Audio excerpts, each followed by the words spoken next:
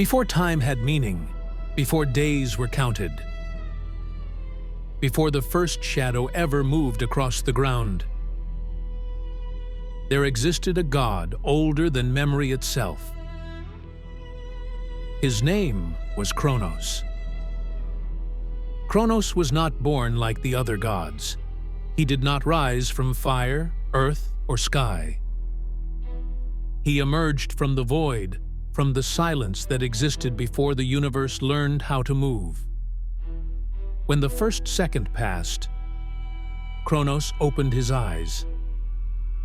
That single moment became the foundation of everything that followed. Stars ignited. Worlds formed. Life struggled into existence. And through it all, Chronos watched. Every second belonged to him. Every ending waited for his permission. To Chronos, time did not flow. It stacked. Centuries layered upon centuries like pages in an endless book. Entire civilizations rose, thrived, and vanished while he remained unchanged. At first, he felt nothing. Human lives were brief sparks in an endless darkness. Bright, desperate, emotional, and gone before they could be understood. Chronos observed the first cities carved from stone. He saw humans invent numbers just to measure the days they feared losing.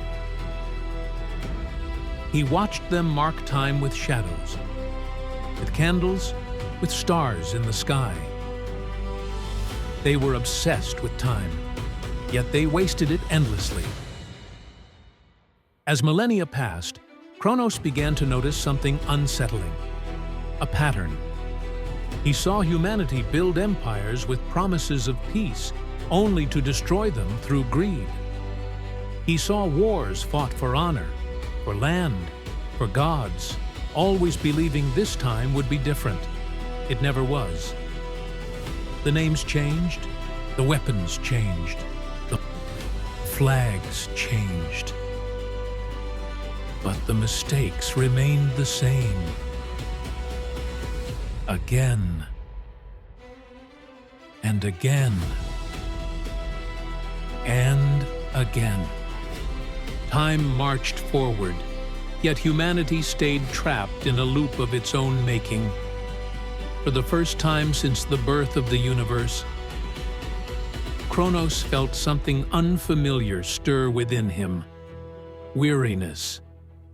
He began to question his own creation. What was the purpose of time, if those bound by it never learned? Chronos descended from his hidden realm and walked among the other gods. He stood before gods of wisdom, of war, of fate, of death. He showed them visions of endless suffering stretched across centuries. Cities burning in identical ways. Children inheriting the consequences of ancient mistakes. "Let me intervene," Chronos said. "Let me slow time. Let me pause it. Just long enough for them to understand." The gods listened in silence. Then they refused. Time, they said, must remain untouched. Mortals must choose their own path. Pain and loss were necessary for balance.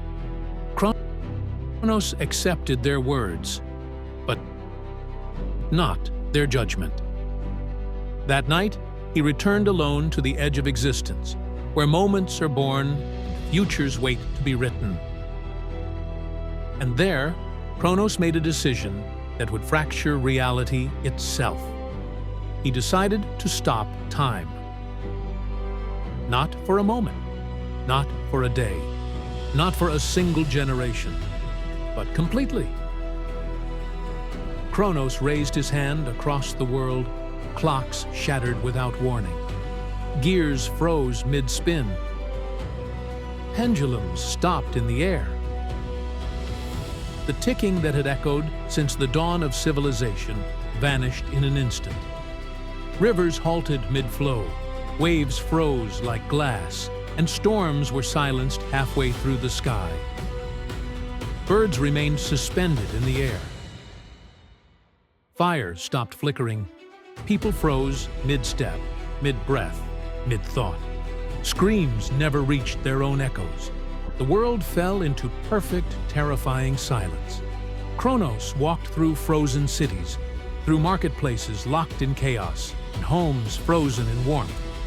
He passed people trapped in expressions of fear, joy, rage, love, moments never meant to last forever. For the first time, Chronos truly looked at humanity. He wondered if time was not a gift, but a punishment, a cycle of endless mistakes stretched across centuries, forcing mortals to relive the same suffering again and again. Deep within a hidden realm beyond reality itself, Chronos built the Hour Vault, a prison forged from stolen seconds, minutes, and years.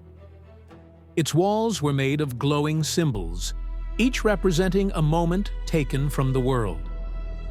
There, Chronos locked away the flow of time. He believed the universe would finally rest. As moments remained frozen, cracks began to form. Not in the world, but in reality. Memories from the past leaked into the present. Forgotten voices whispered through empty streets. Futures that had never happened flickered at the edges of existence like broken dreams. Chronos felt it immediately. Time was not meant to be imprisoned. It resisted. It strained. It fought back. The god of time stood alone in a silent universe, as unseen fractures spread across creation itself. He had stopped time, but time was not done with him. In the next part, you will hear what happened when time began to fight back, and why Chronos may still be near us today. Part 2 is coming very soon. When Chronos stopped time, the universe did not fall silent. It held its breath, not for a second, not for a minute, but for something far more dangerous: forever. At first, nothing appeared broken. The sky did not shatter. The stars did not fall from their places. The oceans did not rise. Everything simply stopped. A bird remained suspended in the air, wings half spread. A wave froze just before crashing onto the shore. A child stood mid-laugh, joy locked forever behind unmoving lips. To Chronos, it looked like peace, a perfect stillness, a universe without pain, a world where suffering could no longer repeat itself. But beneath that frozen perfection, something was wrong. Time was never meant to be still. It was meant to move, to carry moments forward, to let memories fade, to allow wounds to heal and mistakes to be left behind. By stopping time completely, Chronos had forced the universe into an unnatural state, and the universe resisted. At first, the resistance was subtle, almost gentle.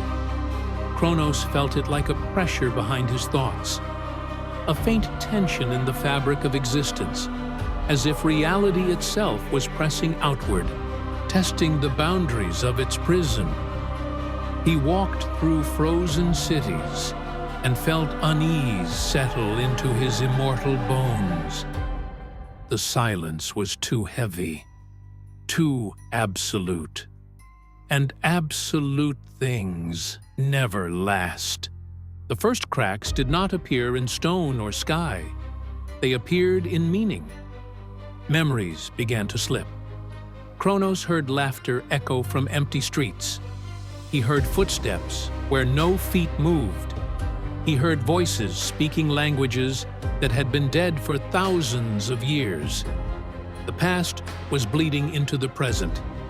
He saw moments replay themselves without reason. A mother relived the same goodbye again and again. A soldier died endlessly in a single frozen second. A king repeated his final command, trapped forever in failure. Time, stripped of motion, had become cruel. Chronos watched as moments piled on top of one another, unable to move forward, unable to fade. The stillness was rotting. He realized something terrifying. Suffering did not come from movement alone. It came from being trapped. Time was not just a river carrying pain away. It was the only thing preventing pain from becoming eternal. Chronos felt doubt creep into his thoughts. For the first time since his creation, he questioned his own judgment. Had he saved the universe from suffering? Or condemned it to something far worse? Or condemned it to something far worse? Far beyond the frozen world, the other gods felt the disturbance. Stars flickered like dying embers. Fate unraveled into tangled threads. Even death itself hesitated, unable to claim souls trapped between moments. The gods searched for answers. Gods of wisdom looked into their visions and found nothing. Gods of fate reached into the future and grasped only emptiness. The future itself had gone silent. There was only one explanation. Chronos, the god they had warned. The god who believed control was better than balance. As they watched, time began to fight back. Seconds strained against stillness. Minutes screamed to exist. Centuries pressed outward, desperate to move forward. Chronos felt the resistance surge through him like a storm. The force he believed he commanded revealed its true nature. Time was not his servant. It was alive. And it was angry. The cracks spread, not only through reality, but through Chronos himself. The glowing symbols etched into his form began to dim. The weight of eternity bent his posture. The god who had never aged suddenly felt heavy. Chronos saw the truth too late. He was never meant to own time. He was meant to guard its flow. By stopping it, he had broken the balance he was created to protect. The frozen world began to move again, unevenly. Some lives lurched forward by years in seconds. Others lagged behind, trapped between heartbeats. Reality twisted under the strain. Chronos stood at the center of it all, watching existence unravel. For the first time, he understood humanity. Their fear of the future, their desperation to change fate, their mistakes born not from cruelty, but from terror. And now, he faced the same choice. Control or release. Chronos opened his hands. Time surged back into the universe like a tidal wave. Seconds rushed forward. Stars reignited. Rivers resumed their flow. Hearts began beating again, unaware they had ever stopped. The world screamed, then lived. The gods watched as balance slowly returned, but Chronos did not celebrate. He stepped back into the shadows of existence, weakened, changed. He had learned what mortals learn too late. Control does not prevent suffering, it only delays it. Time would move forward again. Humanity would continue to repeat its mistakes. But Chronos would remain, watching, waiting. Because even now, time is never truly free. And somewhere, just beyond the seconds you feel passing, the god of time is still counting.